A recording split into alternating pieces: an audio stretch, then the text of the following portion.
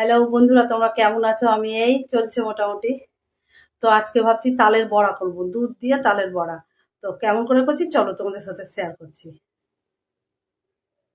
তালের দুধ বড়া করব, তো তালের দুধ বড়া করার জন্য তাল লাগবে।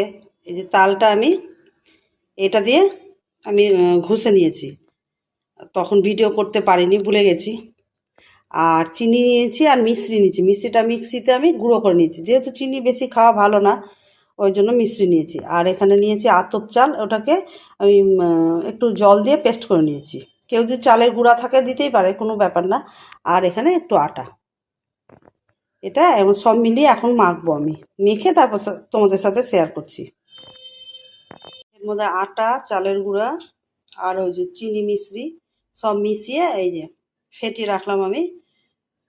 এবার তেলটা আমি গরম করব, গরম করে কড়াইটা গরম করতে আগেই আমি বসিয়ে দিয়েছি এবং সাদা তেল দিয়ে দিলাম। তেলটা গরম হলে আস্তে আস্তে আমি ভাজবো। আর চিনিটা হলো মিষ্টিটা নিজের স্বাদ অনুযায়ী, আমি নিজের স্বাদ অনুযায়ী ছোটো বাটির ধরো মোটামুটি 2 বাটি দিয়েছি চিনি আর মিষ্টি একসাথে, 2 বাটি দিয়েছি। যে যেমন, আমরা খুব একটা মিষ্টি খাই না, তো ওই জন্য মিষ্টিটা একটু কম, কারো যদি আরও বেশি দিতে হয় সে দিবে।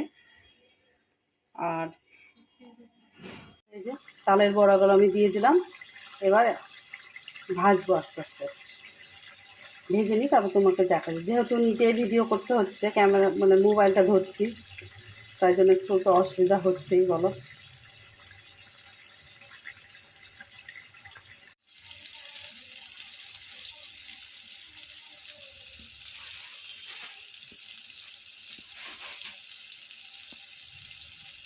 তালের বড়াগুলো আমার ভাজা হয়ে গেছে, এই যে।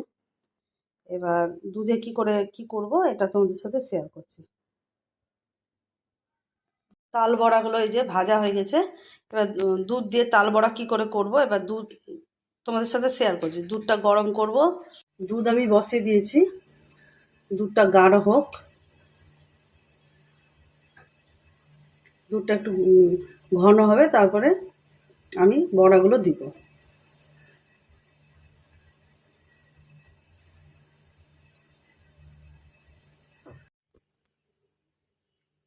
দুধটা মোটামুটি গাঢ় হয়ে এসছে, অনেকটা কমে গেছে।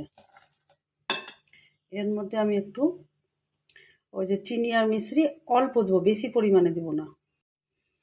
দুধটা গাঢ় হয়ে এসছে, এর মধ্যে অল্প একটু চিনি আর মিশ্রি দেবো, হাফ বাটির মতো, বেশি দেবো না। চিনি আর মিশ্রি দিয়ে দিলাম ছোটো বাটির 1 বাটি।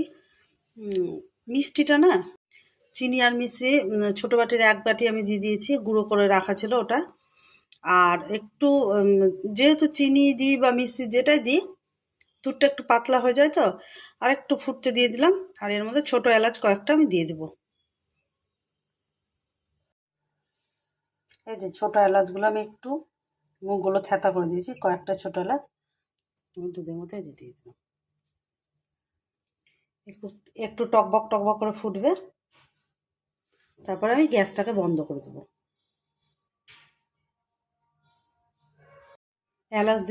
এলাচ তো দিয়ে দিলাম, এই যে টকবক টকবক করে ফুটছে, এবার আমি গ্যাসটা বন্ধ করে দেবো।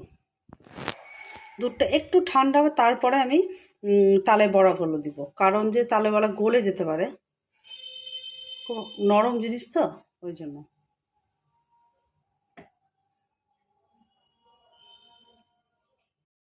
দুধটা ঠান্ডা হলো, তো এবার আমি তালের বড়াগুলো দিয়ে দিলাম, দিয়ে আমি না একটু ঢেকে দেবো, ঢেকে রেখে দেবো।